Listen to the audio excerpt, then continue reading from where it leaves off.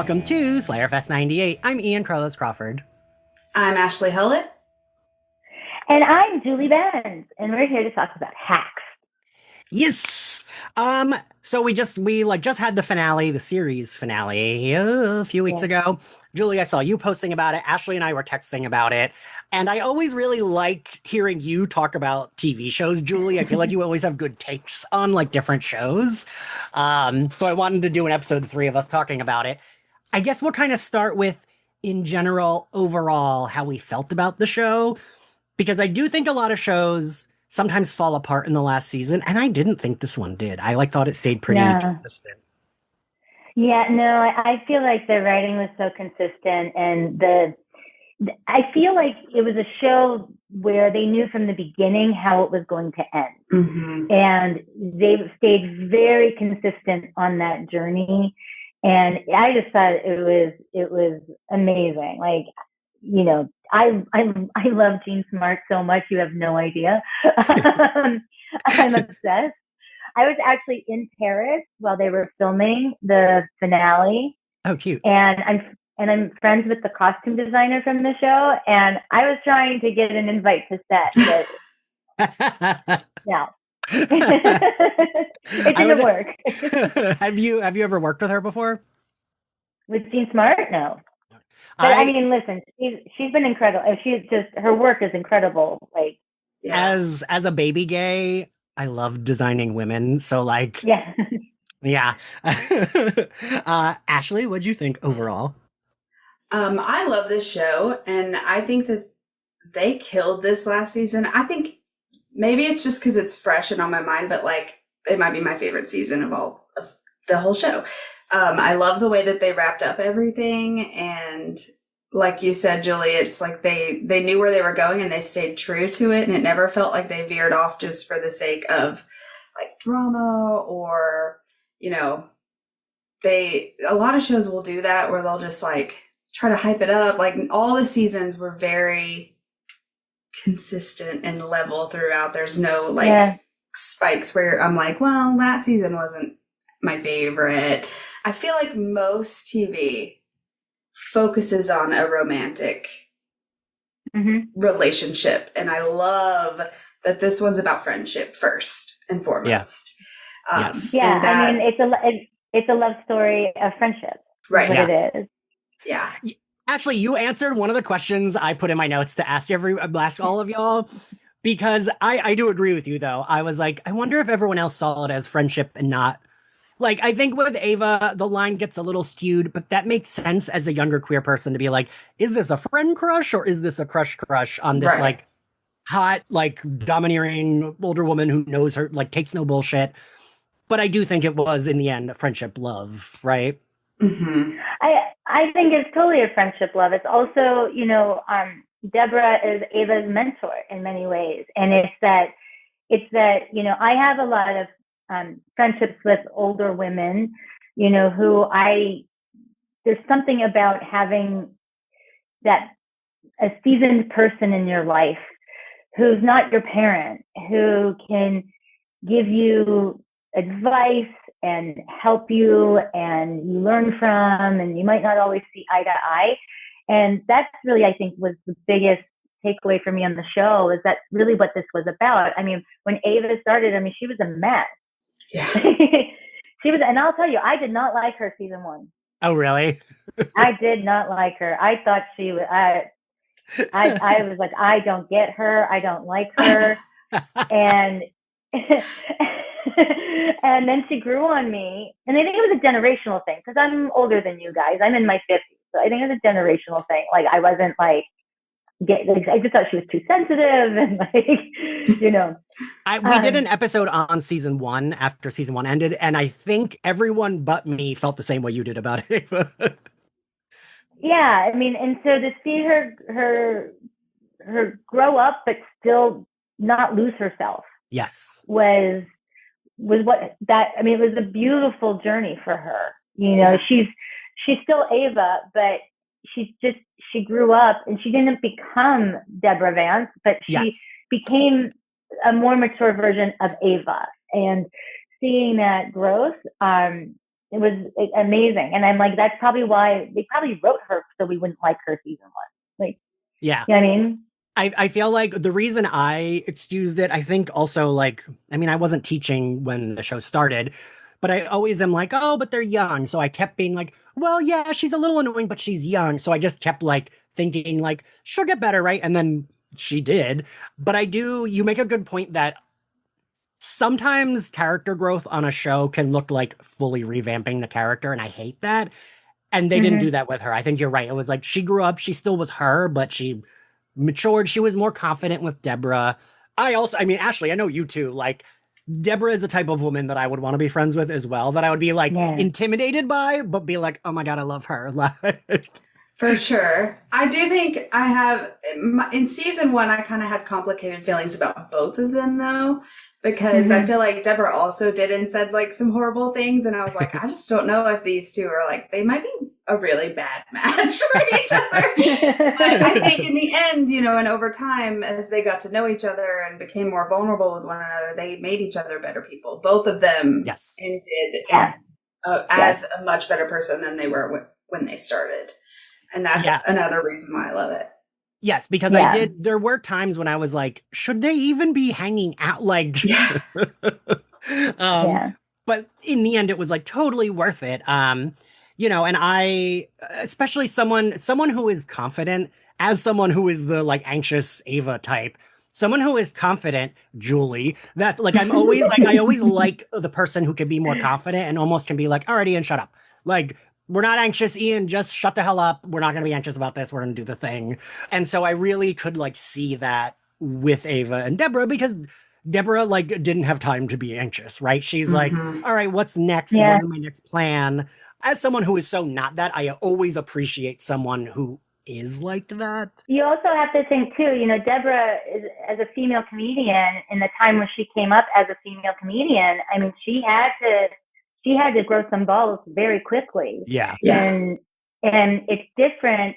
I think that's kind of what the show did really well, was show that the generational gap between Ava and Deborah, and the difference in, you know, I mean, Deborah literally was like paving the way, and Ava is like kind of coming up behind. So, you know, so it's just, I don't know. I loved it. I also read, because I did some research, I read that that Deborah Vance was kind of based on Joan Rivers. Huh. I could see that. I could see that. Yeah. Huh. Like it's kind of based on, like, not, it's inspired by, I guess. It's not really her story, but it's inspired by like being that type of comedian, because like she even like sold jewelry on QVC and like, you know, all of that. So that's kind of one of some research that I read, which I thought was interesting. Did either of you, I don't know if I asked you this before, Ashley, did either of you watch The Comeback at all? The Lisa Kudrow show? Okay. Because that, like, you know, that show has had only 3 seasons, but they're like 10 years apart. And season 3 was running at the same time the Hacks finale was running. And I kept thinking of the comparisons. It's 2 very different portraits of like older actress who has like been acting and working her entire life, but kind of like dealing with like being pushed out because she's like, you know, dares to age or whatever. But in The Comeback, she is very like anxious and humble and kind of gets like bulldozed a lot. And I kept thinking, like, I wonder if Deborah Vance would hate her for that, or be like, come on, shut up, and I'm gonna help you with this. We're gonna do this together. Like, I kept wondering how she would react to it. No. I think she would bulldoze her. only because I do think, you know, Deborah Vance is about Deborah Vance. That's true. And the fact that she was able to open up her life to Ava was a big deal. Like, and to not be about Deborah Vance. But, you know, I think Deborah Vance has always had to be about Deborah Vance. That's true. I went on some Reddit threads. I was so into this. You did research. I did so much research. I went on some Reddit threads. Professor Crawford gives you both an A+ for today. Thank you, Professor Crawford. I read some Reddit threads where some people were upset that she didn't go on the last trip with her daughter, and instead it was Ava. My partner mentioned that. But I actually I mean, I think she already had reached a resolution with her daughter and was in a good place with her daughter. And DJ Vance was in a good place and doing her thing. And like, it didn't bother me that DJ wasn't there. Yeah. No. Yeah, I didn't even clock it until my partner mentioned it. And then I was like, oh my God, you're right. I didn't even think of it till y'all just brought it up. But then when you think about it, like, that's a traumatic thing. And so, like, I feel like it was a little bit of protection for DJ too, not coming on that trip. Whereas Ava, I feel like she sees as more of an equal at this point. And so that dynamic is a little different going into something like the mission she was on. Well, and I think the three of us are like this too, where like friendships are very important to us, right? Yes, yeah. And I think some people don't have that with friendships. Like they don't consider like friendship love or stuff like that. But I think I know the three of us do. Like that's important to me, friendship love. Mm-hmm. And so I think that's why the three of us can be like, yeah, that makes sense. But other people who maybe don't feel that way about friendships would be like, why would she bring her friend rather than her daughter? But to your point, Julie, I do think the Amazing Race episode was a perfect like closure for them and so funny. It was so good. Funny. So good. So good. I like rewatched them messing up the dance like so many times. It was so good. It was so good. I love when they would be like so confident. Okay, and then the first move was wrong. It's like,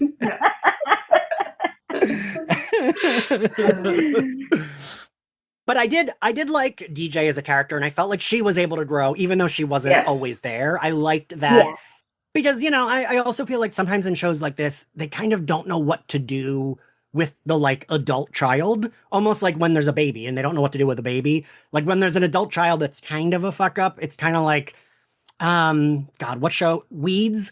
Is it Joan Cusack that was in that? Her daughter is like fully erased from the show in season 1, and then they bring her back in like season 4, even though they had never spoken of her between seasons. Yeah. And I think sometimes that can happen. And I was glad with DJ, she didn't need to become a main character, but she still was able to like grow. And I don't know, it was a cute ending for her that she's like, QVC, like she's so excited about, was it like QVC or her jewelry being sold? Yeah, like her jewelry line. Yeah. Yeah, no, and she had, I mean, for as little as we saw her, like, being peppered in throughout the seasons, I mean, she had her own very clear arc as well, which I thought was great. Like as someone, like I'm creating a show right now and taking every character through like their arc and making sure everybody has an arc and that you're not forgetting about anybody. I mean, these writers did a tremendous job of every character having a very amazing through line. Yeah, I agree. I even like Marcus, like getting him and Deborah, like I thought that was a great way to, we didn't need him in the finale because him and Deborah were good. They like got the casino, I don't know. And even she did that for him. Like she elevated him to that. Like finally acknowledging all the work that he's done for her. And you know what I mean? Yeah, I really liked that. And even speaking of, you know, not main characters, but present characters, Jimmy and Kayla, I will say I was not sold on. They were the ones I wasn't sold on for a little bit. But then I did love them by the end, and I was totally rooting for them and was so glad it worked out for them because I didn't want them to have to like just fold and go to her dad. Like, I don't know. What'd y'all think of them? Yeah, they're adorable. They're adorable. They're fun to watch. They have great chemistry together. I follow both of them on Instagram. and I just thought, especially like when they take over her father's company at the end, and she doesn't want her own office. She wants to sit at his desk, at her old desk. I mean, that was just such a sweet button on their relationship and who they are. And I loved it. Like, and they're just, to me, they were like the, you know, they're like the peanut M&M, because there was a lot of tension and drama between Ava and Deborah, that they were like the thing that they could cut to get into their storyline. And it's like, you know, you're going to laugh. You're going to have some good time. Like, you know what I mean? They're like the guilty pleasure of the show. Yeah, the comedic relief. Yeah. I love them, but I'm a sucker for like a wacky side character that just like drops in and creates chaos and leaves again, which is pretty much what Kayla did in every scene. Yeah. So I loved her from the beginning. I was like, oh, this is my girl right here. I'm not always like big on the like awkward comedy. So it took me a while, but then I definitely loved her by the end. And I loved that she was like, no, I want to be in your office. Cause also that would be me. Like, I'd be like, no, I want to sit next to my friend though. Yeah. Yeah, I really, and by the way, I mean, even, and I know she's a famous comedian, their assistant. Oh, Robbie Hoffman is the actor. Robbie, yeah. Yes, and she's so, I mean, her style of comedy is that awkward stuff. Yeah. And she's so good. Like, she's so earnest and so good. And, you know, so they did have that element to it with a lot of the secondary characters where, you know, they weren't just like slick TV actors coming in. You know what I'm saying? They were bringing they were bringing a comedic edge. You know, even like, remember, she came in when they were doing the concert. Oh, right. Yes, right. Park. Right. Yeah. Laurie Metcalf. Yeah. Laurie Metcalf. I mean, I had to like go like that. Like every time she would be on the show, I'm like, is that really Laurie Metcalf? Because complete like off the wall choices that work. Yeah. But like she was like almost unrecognizable. Yeah. And just, you know, and you know, if you met a person like that in real life, you'd be like, that person's really bizarre. But it like really worked in this world that they had created. So I also feel like the show did a good job. And like, you know, the three of us have worked very different like jobs, but I feel like any job where you're having to deal with other people, it did a really good job of being like, sometimes you work with a cartoon character and sometimes you work with an asshole and sometimes you work with like a sweet little cinnamon roll and like showing you the spectrum of like the like range of people you sometimes just have to work with, whether you like them or not. Yeah. Yeah. It's like the wacky mayor too. Was just amazing. So amazing. good. Like you never knew what was going to come out of her mouth. Yeah. The mayor was maybe my favorite side character. Like the way she like would like have her jaw to the side and talk real rough and then like wave her freaking gun around. Yeah. And like that's someone that I felt like Deborah doesn't like this person, but Deborah knows this is someone that is good to have in her life. Yeah. And I like that. I really like the idea of the like mayor being so weird. I have a friend who grew up in Las Vegas, and I remember the first time she was in an episode, he posted like, this is accurate to what the mayor of Las Vegas would be like. We were talking about that because she's just like always drunk, like always. And I was like, well, I mean, she is in Vegas. Yeah, it is Vegas. Yeah. And I think that they really made Vegas alive by creating a character like that. You know what I mean? Because it really made Vegas alive in our minds, really. Yeah. You know? I agree. Yeah. And like, we like met the like shitty men in charge, and then there was Marty who like, I always like went back and forth. I was like, am I supposed to not like him? Do I like him? But I kind of wanted him and Deborah together. Like I thought they made sense. I know. Right? I wanted them. I thought they made sense, but yeah. I mean, I think that's what they wanted us to feel. Like they always had that like push and pull, because it would never not have made sense if Deborah had a life partner. Yeah. She never would have. She would never. Ava would never have gotten that far into her life. So I think it's perfect, like the way that all played out, because it was always that will they, won't they, will they, won't they. Oh, they did. Oh, but then they can't. Like it's not sustainable. Like, you know what I mean? It just. And I guess we end that they're still going to be in each other's lives, like maybe more consistently. Yeah. They're going to be kind to each other. So I want to talk about the finale in general. Again, I said a lot of seasons fall apart, and I feel like if you described this finale to me before I saw it, I might have been like, that's too much of a big swing. And it is a big swing, but I thought it fully worked. Like, Ashley texted me and was like, just so you know, a little trigger warning for the finale going in. And I was like, the whole time. I was like, no, I don't want to cry. And I wept at that, like, Yeah. when she's telling her, I was like stricken. I was just like, no, that can't be how this show ends. And again, if someone had told me, well, but then it's fine and she does get treatment, I think in theory I would have been like, no, that sounds dumb. But it was nice. I was glad that's how it ended. Yeah, I mean, to me, this whole season was about Deborah and her legacy. Like that was like what's her legacy about? And I do feel that was it episode 4, Who's Making Dinner episode, where she finally gets recognition from the old show. I do believe like because I went back and kind of rewatched, that was almost like a precursor to the finale. Like that those 2 episodes were like, that episode was very important leading, because she finally got the recognition that she knew she deserved and that she wanted so much and that she was always fighting for. And I think that in the, like with the finale, I mean, my favorite scene, the hand scene where they're sitting at the cafe in Paris,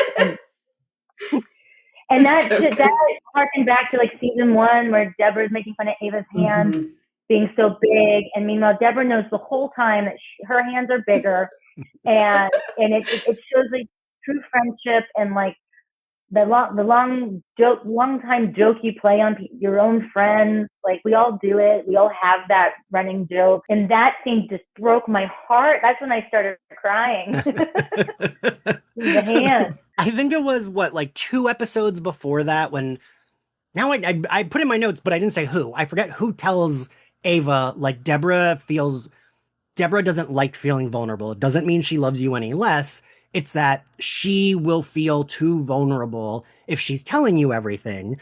And Ashley knows this. I have one of my best friends is a lot like that. And a lot of times it can like upset me because I'll be like, well, why didn't you tell me that? And it kind of, I thought that was such a smart way of framing the relationship for me and also being able to use that with other relationships that I have. Because both of you know this about me, I'm very like, here's all my trauma. Here are all my things. Like, here you go. And for me, if someone's not like that, I'm like, oh, they don't like me. Fuck, like they hate me. And then it made sense in the finale when she's like, I didn't tell you because, and it was like, ooh, that was a good setup that we had a few episodes ago to lead us into this. Like, yeah, we already know why she wouldn't tell her, because also she knows Ava will be so upset. She knows it will like fully like destroy Ava, but also knows it's her decision. So she's not, I don't know, but I really liked the setup of that. And then the reveal, oof, I like when she tells her at that cafe, I was just like texting Ashley, like, I am crying too much, like shit. Yeah. Yeah. At first it was the lesbians when they were pretending to be lesbians. That's when that happened. I like that episode. That was a good episode. Oh, that was a fun episode. Super fun episode. And Cherry Jones is such an amazing actress. Like she's I've seen her on stage multiple times. She's just brilliant. So to see her playing with Deborah, with Jean Smart, it was incredible. Like, it was so good. And then Leslie Bibb, of course, I'm a fan of from White Lotus. So it was just like a great episode. That episode was a great episode. Yeah. I liked how much fun Ava got to have during that episode too. Yeah. So good. It was almost like a reversal of the power dynamics with the yeah. After the 9th episode, I was like, wow, that was it, huh? Like that they wrapped everything up like that. And then my partner was like, it's weird that they weren't like, it wouldn't end in Vegas though. And I was like, that's a good point, And so then we started looking. I was like, oh no, there's one more. Like I really thought that one before was the finale because of how it wrapped everything up. So I was like, what are they going to do in the last episode? Oh, I don't know. Maybe destroy your heart. Right. Yeah. I started crying at the cafe scene, and because I knew when she started saying it, I was like, I said it out loud. I was like, she's not going to do treatment. And that threw me obviously back into that phone call with my mom when she told me she wasn't going to do treatment. And so that was, it was over from there on out. I just cried the entire time. I feel like they've been setting this up for a while. Like, it all made sense once it started happening. I was like, okay, this makes sense. But the way that Ava reacts, I think that she knew she was going to react like that, and that's why she told her the way she did. Yeah. Yeah, publicly, not privately. Yeah. Like in a cafe with people around. And of course, Ava was Ava and did like all the research. And the scene that like really, really broke me was when she was sitting with her and doing her like last ditch effort, and she says, "Please don't leave me." Because we've heard them say that to each other throughout the whole series. Yeah. Back and forth. And so that was like one last "please don't leave me," and for it to be like actually like life or death, that really got me. And I love the turning point. I love Deborah Vance's turning point. Writing one more joke down in her red little journal that she carries around, and that was her. And Ava had accepted. Yes. And was, and Deborah was like, found herself wanting to write one more joke down, and it was like, oh, yeah. And watching her go through that thought process. I mean, I was crying then too, because it's like, she's realizing that she still wants to live, and she still has a lot of life to live, and she doesn't want to go. And all of that going through her, like I remember they were tight on her face, and like just watching all those gears shift in Deborah Vance's brain was incredible. Mm-hmm. I gotta say, I'm like, maybe I probably was just like crying so much that I didn't understand what was going on in that scene. I was like, we're having a moment. Like, why is she like, and my brain was like, is she going to die right now? Is like that why we're having a moment? And then it was like, no, Ian, it's the complete opposite. And I was like, oh, thank God. And thank you, Julie, for speaking before I did. Cause I was like, I'm going to say something that makes me cry. But yes, it all reminded me of my mom with that shit too. And like, I said that to my mom, don't leave me with these idiot men in our family. And that's the only time she cried throughout the whole process.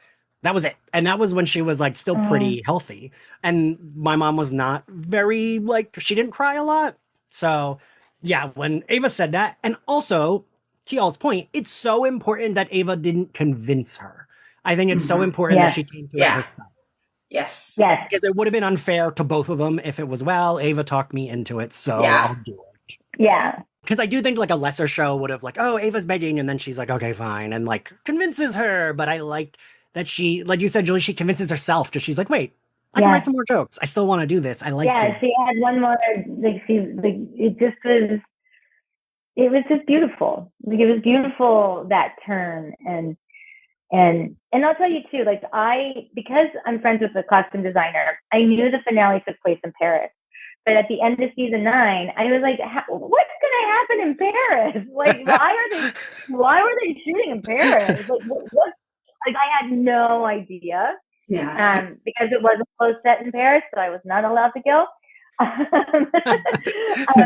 I was like, they're going to Paris at the final. I'm like, I just really couldn't wrap my head around, like, since February, couldn't wrap my head around why Hacks goes to Paris for the finale. Like, I just, just couldn't. And then after watching episode 9, because this is the one show I don't binge. I actually watch it when it comes out.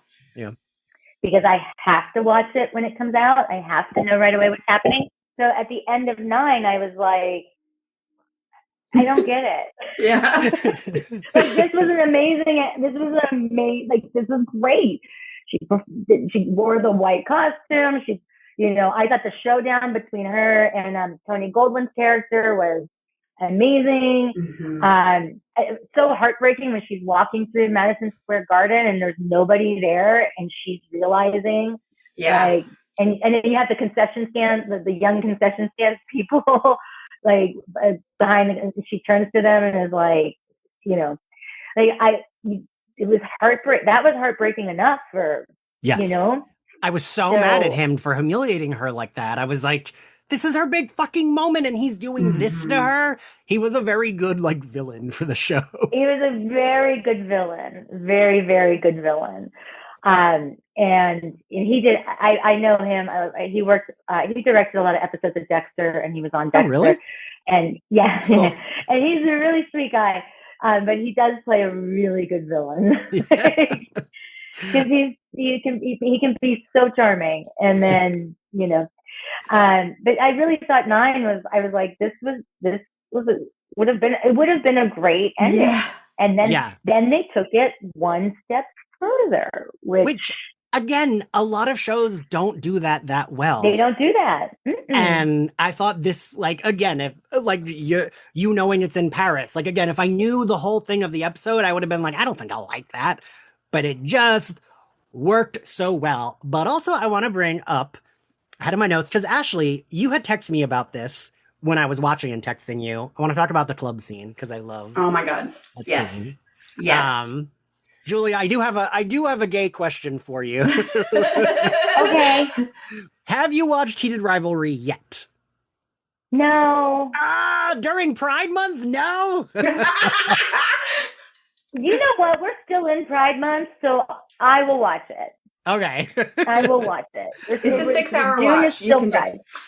My boss is like a very sweet straight guy, and I did a couple of recordings with straight guys who watched it, and he's watching. My boss at the college I teach at is watching it this weekend, so he can record with me about it next week. And I said to him, I was like, it's a little saucy at the top. I don't want you to think I'm like getting you to watch gay porn. And he was like, it's Pride Month. Make me watch whatever the fuck you may want to make me watch. I said, I'll watch it. I was like, all right, fair. But the reason I asked that, and Ashley, I know you probably know why. Yeah. Because Heated Rivalry has a similar club scene that is so good. And I think both of them and are also heartbreaking. And both of them are so well done. And while watching that scene, I was worried they were going to have Ava be like, wait, I am in love. I want to kiss. I was so glad they kept it. Like, this is a friend who loves this. She loves her friend and she is grieving her friend.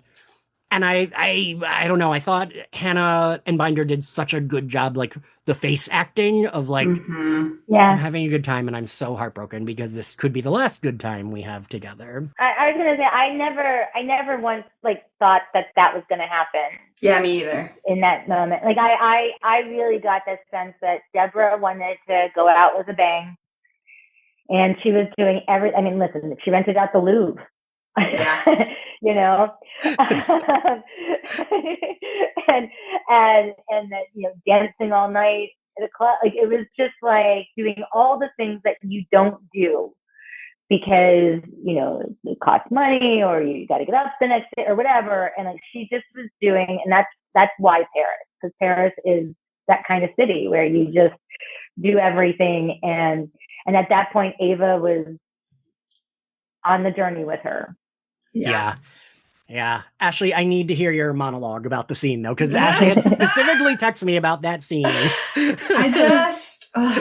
Okay, so obviously, as soon as it started, I was like, all the things she said, And That's the song they play in Heated Rivalry. I go straight to Heated Rivalry. And then also, Ava was like, you're probably going to have to do hard drugs with me. Probably Molly. And the way that they are like chugging that water bottle in that scene, I was like, okay, so we're on the Molly. And then like you said, I think Hannah really played the emotions of like, I'm on drugs that make me feel really, really good, but I'm so sad. And it was like all in her eyes and like her jaw. And that it was just incredible. And the slow-mo and the way that she just like stops and watches Deborah, and Deborah has no idea that she's even stopped. Like, Deborah's in her own world, having the best time. She's doing all the dances and like, and I was glad she was able to have that time, though. I was glad. Fully let herself go. And so like, I feel like that was sort of Ava's secondary goal, right? Like the first hand goal was to get her to change her mind and to do treatment. But then in the back of her mind, she's like, we're doing this trip. We're gonna let go. We're gonna push our boundaries. We're gonna do things that we haven't done. And so to have her like fully lose herself. And I think she did get overwhelmed with love in that moment. But I never felt like it was romantic either. I just was worried they were going to do that. I didn't think it was. Because they were on drugs. I was like, oh, is it going to be weird? And she's going to like try to, I hope not. And then I was very happy that was not the case. Yeah. I also, I don't think that they like dragged it out too long. It was like the Mm-hmm. perfect little snapshot of how they were feeling in that moment, and then they cut to them smoking cigarettes and getting ready for bed, Yeah. and it was just like such a beautiful transition into they're coming down now, and Yeah. so like Yeah. the sun's coming up, they're coming down, emotions are all over the place. I don't know. I loved it. And if you look at that scene, Ava is wearing Deborah's coat I didn't Oh when realize they're that. yeah. smoking cigarettes. She's wearing a leopard print coat. Yeah. Oh. I just thought it meant like almost like Deborah's just giving her a hug. Like, Yeah. I don't know. Yeah, no, I think you're right. It's like Deborah is being more comfortable with her than she normally would be. Like, Right. I don't know that Deborah would have on a regular day been like, "Yeah, here's my leopard print coat to wear while you're smoking a Yeah. cigarette," right? Right. Yeah. Also, the costume designer that you're friends with, tell them that I know. every queer you were talking about it with loved it because those coats were so nice. I loved them. The white one with So the black good. spots. I'm obsessed I with that. know. I mean, so Kathleen was she started in the wardrobe department on Dexter, and then she became the costume designer season 3. Okay. And she has an amazing ability to create characters through wardrobe. Like she's not just dressing the actor or whatever. Like and I think that's why, like, especially across all 5 seasons, the wardrobe has been so talked about, and it's Yeah. been so important to the show because she's she's a genius. Like, she's so good at it. And I felt that when I was working on Dexter with her, that like she really understood, and she understood how, like, she knows how to evolve a character through their wardrobe as well. Like, like she's amazing. She's absolutely amazing. And I love her I so much. And I'm so happy that she's getting all this acclaim now because I mean, when you watch the show, I mean, there's been so many times I've texted her, like, I remember DJ wore a bomber jacket, maybe season 3. And I texted Kathleen, I'm like, where'd you get that jacket from? Like, I need to know. I need that jacket. I love so, that. but there's like, she, she's just, she's just got amazing style and taste, and she's just incredible. I actually that's something I'm always interested in hearing a costume designer talk because that's so far out of the realm of like stuff I really know about. It's like the way they get it down to such an art of like, well, no, Mhm. we can't have them wear this because that doesn't work for the character, or like, ooh, let's do this accent. I always find that stuff really interesting. And mostly because my brain doesn't think that way. It's just kind of like, oh, I put on the clothes I Yeah. like. So I do Mhm. always find that interesting. One of the biggest compliments I've been paid on this podcast was it was with my horror podcast I do with my friend who was a lot like Deborah Vance. I texted him to tell him that, and he was like, I haven't watched that show. I don't know what you're talking about. But we had the woman who was the Buffy costume designer for 6 seasons and did Scream. We Oh, had her on the yeah. podcast, Scream, Cynthia Bergstrom, and she said to him and I, because he's very like masked cowboy, and she said, you both have very good, like, your characters come through in your fashion, and you would be easy characters to Right. design. And I was like, thank you. That is a compliment. I will take that.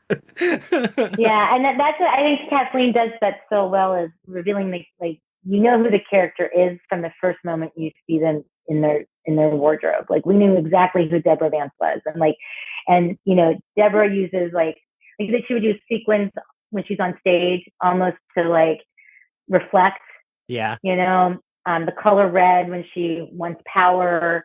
I mean, the fur coat when she's feeling vulnerable. Like, I don't know. I just feel like there was so much storytelling within the wardrobe on top of the actual storytelling. For Yeah. sure. Yeah. You also mentioned the Louvre. I laughed so hard. Me too. With the Mona Lisa. Yeah, me too. I It's not just, cackled. I kind of agree. Okay, good. That's not just me being like an asshole millennial then. No, and they bring that up No. on Heartstopper too when they go to the Louvre. They're like, "This is it. We waited in line all this time for this. Because It's I feel like rubbish." my students would say that, and I'd be like, well, I Yeah, kind of agree though. yeah, it's way smaller than Yeah, you would expect. I'm going to admit something very personal and kind of controversial. I am not a museum person. Okay. Okay. And I know people get very upset about that. And I have been to Paris, I don't know, 6 times. I have never been to the Louvre. I've been outside of the Louvre. But the idea of standing in line waiting to look at a painting just doesn't make sense to me. Like Yeah. I I'm just agree. like, and I I don't know. I'm just not a museum person, and I don't get the Mona Lisa. Like I don't get it. I'm sorry. I don't get it. There is someone Sorry, listening. people. I was gonna say there's someone Sorry. listening who is like the three of these assholes. Don't cancel me over this. I'm like museum neutral. If there's something that is very specific to my interests in the museum, or if there's doing like a themed exhibit or something, I get very excited. But just like I'm in a new city, what museum do they have? I never ever am gonna look that up. Listen, I like looking at fashion, like fashion through the ages. I'm into that. I'm into jewelry. But when it comes to paintings, I recently went to the Getty, and my husband and I, we went. Again, we're not museum people, but we have lived in Los Angeles for so long. We had never been to the Getty, so we went. We were playing a game of like, because you'd walk into a room and there'd be like all these. It'd be like, which one would, if you had to hang, you have to pick one to hang on your wall. Which one would you pick? And we would always be picking the smallest one that we could find. Because some of the art, like in the 16th century, is disturbing. Yeah, like some of it is like you're like. That's true. So I enjoyed more looking at the pottery, looking at the jewelry. Yeah. That's what I like looking at. I've worked photography. I like, but I've worked at 2 museums in New York. I worked at the Museum of Sex and the Metropolitan Museum of Art. Okay. And I am not a museum person, but because I had those jobs and because of the way I dress, if I would go on a date with a guy, sometimes like that would be the first date, and they'd be like, "I know you like museums," and I'd be like, well, like I hate to sound stupid, but they're not really my thing. But I did work when I worked at the Met. They had their special exhibit, which what's her face does, Anna Wintour, that she does. Anna Wintour, yeah.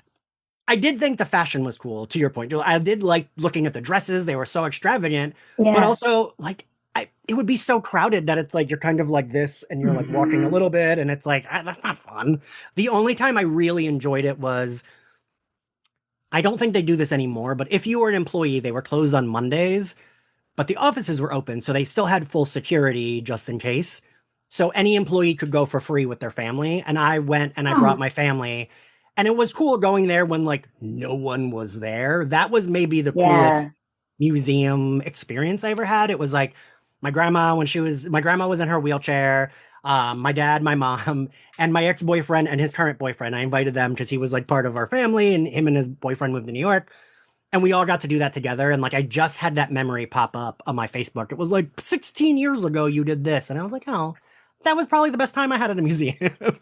Yeah, Deborah knew what she was doing when she rented it out. Can you imagine them in the emotional states they were in, having to deal with crowds in the Louvre? Yeah, she did it right. That was the right way to do it. So I would like to do the Louvre Deborah Van style. Yes, please.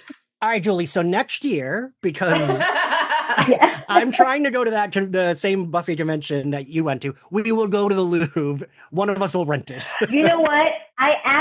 I now want to go because I want to look at the room where the jewelry was stolen. Oh, yeah. I forgot about that. I want to actually, now that there's a kind of like a true crime thing going on, I now want to go and see and figure out how they managed to get away with it, and see. I now that there's a mystery involved, now I have to go. I love it. Let me know if you go to that, because I usually stay a week. I usually go a little before and a little bit after, just so because I love Paris so much, and I just enjoy being in Paris.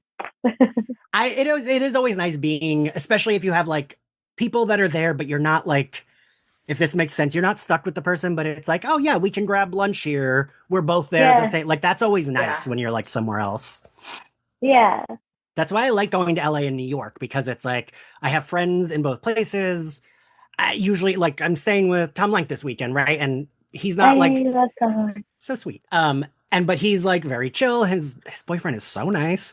And like I know I can come and go. I know they like I don't have to like be with them the whole time. And those are the type of people I like to like stay with or be with because yeah, I don't know. I like doing You my want a own. little independence. Yeah. Yeah. For sure, for All sure. right, before we close out, I guess just like if you can think of an episode or a moment that maybe wasn't talked about that you loved that just like sticks out to you, I'm gonna I'm gonna say we didn't talk about her, but you know who I really liked was Kiki, the like the Yes. woman that was like Yes. so chill and so sweet and just like come and she would like deal cards at Deborah's house. Yeah. Anytime she was in an episode, it always made me smile. I really liked her. Yeah. Yeah. I liked Josephina as well, the housekeeper, Yes. Yes. and their relationship, and just like, and when Deborah's trying out her comedy Yeah. for the staff, and they're all like, no, this isn't working. And I forget what Josephine is, but it was so like she was so funny in that. That actually, you know I what? just love their relationship together. I feel like Josephina and Marcus were two people that made sense that she stuck with the longest because they Yes. knew how to deal with her Mm-hmm. and like kind of could just be like, all right, when she was like on her bullshit, they would just be like, okay, Yeah. whatever. Also, well, one other thing, when she had sex with that young guy, Yeah, with the run start. amazing. Thank you, Hacks. Thank you. Yeah. Thank you for making women over 50 sexy. You know what? I don't know if this is a new trend. I'm a gay man, so I don't know about these things. Trend. I know a lot of straight guys that are very much like, that woman's hotter because she's older. Like, I have like a lot of straight friends that just like, oh, they're like over 50. That's like hot. And I'm like, huh. I feel like the media tells me you guys don't are like weird about that. You know, it is weird because like I used to work out at Equinox and like 2 years ago, and all the young guys in the gym used to hit on me, and I always thought it was because like they maybe recognized me or whatever. But then one of them was like, "No, you're just like a hot older woman." I'm like, "Oh my god." I mean, it's a nice compliment. I'm very happily married. I'm like, not looking. Thank you. Julie, I can tell you, my trainer is 25, and you are the only actor I've had on my podcast that he both knows and is like, she's hot. Like, like I joked with him today. I was like, I'm recording with your crush tonight, and he was like, really? Aww. Is he there watching? No. But I just love that they did that storyline with Deborah. Like, she's a vibrant, sexy, like 70-year-old. You know what I mean? Like, there's like, and I love that. Like, I loved it. And I like that he was also like small, like, and I don't mean this in derogatory, but he was like a smaller guy and still like, he didn't care if she was bigger, like taller than him. Like, I don't know. I liked all of that. Yeah. And I also like that in the end, he was an asshole. Yeah. Ashley? I really, really like the way that they had this episode mirror the pilot episode. Like when the first episode, Deborah is giving her the end of her comedy show, and then we like follow behind her as she's like, telling people things and the lights are going on and stuff. And they do the same thing with Ava in this, like we've come full circle and now we're following Ava. And I was watching some interviews with the writers and producers, and they said they even went as far as to like count how many steps Deborah took and to make sure that Ava's lined up exactly. The timing is exact on that opening scene. And I liked that in the end, it comes down to Deborah chasing Ava back down again to tell her that's the better joke. That's the better joke, which is how they end episode 1. And so having it come full circle like that in such a like, it's not really subtle because they put so much into it, but if you're not thinking about that first episode, like it took a second for me to click when it took me like revisiting stuff from the past before I was like, wait a minute. And then I went back and watched the first episode in its entirety last night and was like, oh my God. You're making me want to go back and watch. Mirror. I might put that on tonight while I'm working after we like end this recording. Yeah. I didn't remember that. It's so amazing. I just feel, and by the way, all I know is the costume designer. I don't know anybody else involved in the show except for Tony Goldwyn, but I don't know anybody else. I feel that there was so much thought and love put into the show from the producers and the all the way down. Yeah. And when you see the cast together, and I know sometimes we're good actors and we can make it, but I believe that they all truly loved and understood the specialness of what this show is and was, and truly loved and cared about it. Like, and created a real gift of the message and what it was, and everybody was like in on it and loving it and nurturing it and allowing it. And you don't have very many shows where you feel that way. Yes. You don't see many shows where you feel that way. And I just feel like this show from everybody, because like just the thoughtfulness from like when you read the interviews with the producers and the writers and the thoughtfulness in every character, and then you look and you see every character had a really, really great arc, and there was no like fallen piece. There was nobody that didn't grow from the beginning to the end and change. Yeah. Even ancillary characters, they grew. That is people really being passionate about what they're creating and proud of it and loving it and nurturing it. And that's what I think makes this such a standout series. Yeah. And I think we talk a lot about, shows should go back to 22 episode seasons. And I do mostly agree with that. But I think this show made sense. Like, it was always very tight. I didn't feel like I was missing anything. I didn't feel like I was like needing more. And sometimes I do feel that way with these shorter seasons. But this was like one of the few where I was like, it was always like a perfect season where like, yeah, I could watch more, but I didn't feel like I was like missing something. Like, we needed this, we needed that. I'm going to tell you, I disagree with you about the 22 episodes. Ooh, meaning like, having been on multiple shows that did 22 episodes, first of all, it's brutal on everybody. That's the money's great. Everybody's making money, and that's great. But I always feel you're sprinting a marathon and the storytelling falls apart. And then people get really, because you're moving you're literally sprinting a marathon. You're moving at such a high speed, and it's like, and you're just trying to survive. Everybody is trying to survive. The cast, the crew, the writers, the producers, the directors, like everybody's trying to just fucking survive. And nobody's really enjoying it. Halfway through, you start burning. You literally start burning out around episode 9. You start burning out but then by episode like 15, you're like, oh fuck, it's gonna end. So then you start enjoying it again. But it falls apart in that middle. That I think 12 to 17 episodes is a real good sweet spot. I think with 10 to 12 episodes, if you have really good characters and really precise storytelling, you can tell an amazing story.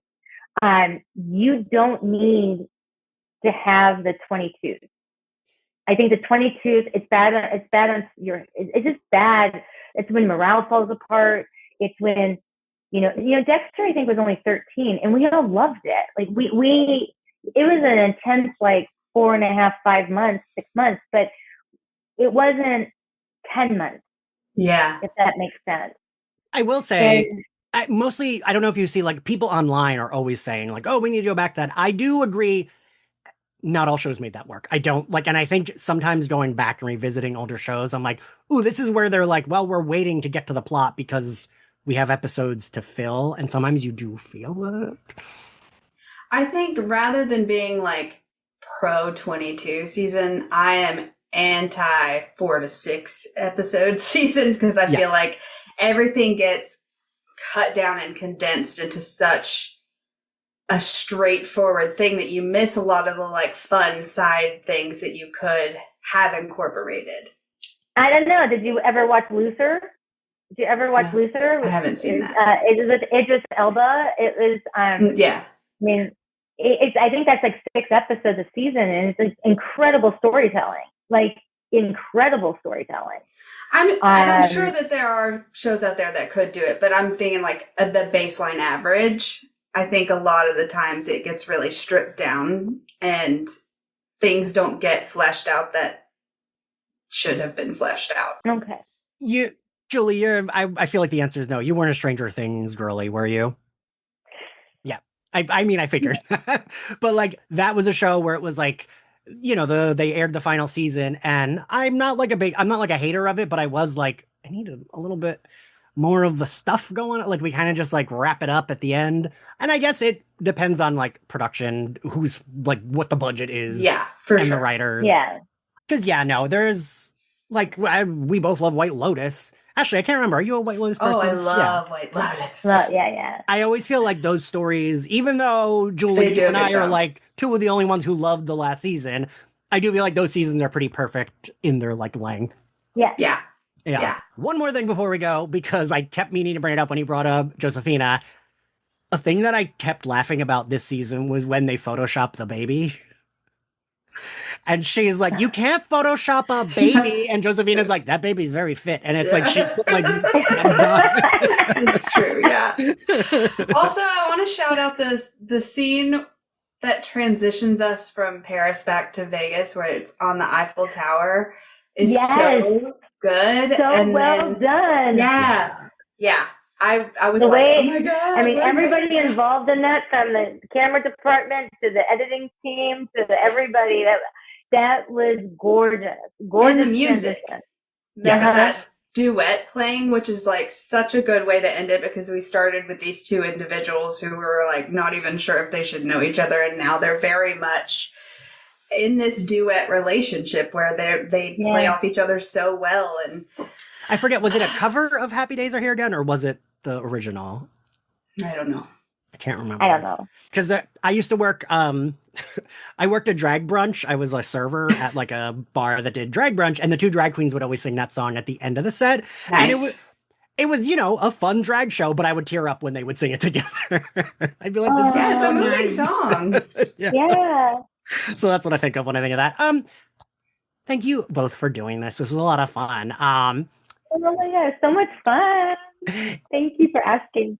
Thank you all for listening. If you like Slayerfest 98, you can find us at SlayerFestX98. You can support us on Patreon. We just finished up the 25th anniversary coverage of Buffy Season 5, which makes me feel old every time I say it. We're covering a couple other things for the summer. I have watch-alongs. Any and all support is much appreciated. If you want to follow me on social, I'm at IanXCarlos. Ashley, my lovely producer, where can everyone find you and your podcast? You can find me on Instagram at 'cause I'm feeling fine, with no G in feeling. And I host a queer media analysis podcast. I'm trying to transition to saying into that now that Heartstopper is ending. We started as a Heartstopper podcast, but that ends next month. So we have covered all of Heartstopper. We do deep dives, and we've covered all of Heated Rivalry. So you can find that anywhere you listen to podcasts. It's called Why Are We Like This? And we're on all of the platforms at Why Are We Cast. And Julie, where can everyone find you? You can find me on Instagram at Julie Benz MFT. And just so you know, the MFT stands for My Favorite Things, Not Married Family Therapist. Although I will give relationship advice if you ask. I'm very experienced in relationships. I'm also on the TikTok. I'm on a TikTok now. Ooh. I'm back on the TikTok. And I think it's also Julie Benz MFT, I think. Probably Listen, is. I'm old. I think it is. I gotta say, you do good fitness videos. I always like your fitness videos. Thank you. You know what? I just try to show people, because I know so many people are like, oh, you're just genetically blessed. I'm not genetically blessed. I work fucking hard at this. It is a consistency. It's a grind. I have to show up every day, whether I feel like it or not. And I think people just think like, especially actors and actresses, that we just have like some sort of secret magic sauce or whatever. Right, yeah. But it's also important, as you know, a woman over 50, I'm 54, that you know, it's so important to, and especially men too, move your body, lift heavy weights, move your body. If you want to be an active 80-year-old, you got to put in the work now. So just trying to encourage people to, you know, get out there, do it, whether you feel like it or not. It's so important. It's just so important. And not to sound too corny, but I do feel like it's helpful for your mental health, don't you? Yeah. Like, I really think it is. Oh, I always say, I work out for my mental health first, and then for the results second. It's Like, nice, yeah. it's really about, for me, listen, I've processed so much. I've processed trauma. I've processed loss. It's the way I process is by going to the gym, by working out, by getting outside for a walk in nature, by like, it's those moments where it seems that the voices in my head start to quiet down. Yeah. And I start kind of breathing and feeling normal. One of my other best friends, who we've been friends since 8th grade, she like went through a breakup. She was a little depressed, and her friend offered her to bring her to, I forget, is it F45? Have you heard of that class? Yeah. And I couldn't remember if I got the numbers right. And she went, and she was like, it actually did make me feel a little better. I was like, you should start going. And she has, and she's been like, yeah, this has made me feel a lot better, you know. And she's like become obsessed with going, and she's like, you're right, it did help my mental health. Like, it made me feel better going. I was like, it just does. I don't know. It does. Thank you all for listening. And we're still on a little bit of break, but we're going to be putting out episodes like this every once in a while. Maybe I'll bully Julie into coming back on for something else once she watches Heated Rivalry. Yeah. All right, everyone. We'll see you next time. Bye. Bye.